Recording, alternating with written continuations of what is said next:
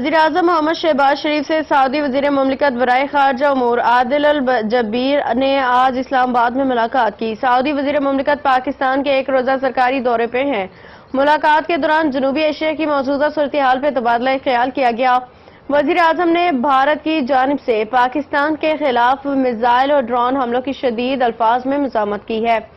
زور دیا کہ بھارت کی بلا اشتعال اور بلا جواز جارحیت اور پاکستان کی خود مختاری اور علاقائی سالمیت کی کھلی خلاف ورزی ہے۔ وزیر اعظم نے کہا کہ پاکستان اپنی خود مختاری اور علاقائی سالمیت کے دفاع کے لیے مکمل طور پر پرعزم ہے اور اقوام متحدہ کے چارٹر کے آرٹیکل 51 کے تحت اپنے دفاع کے لیے اقدامات کرنے کا پورا حق رکھتا ہے۔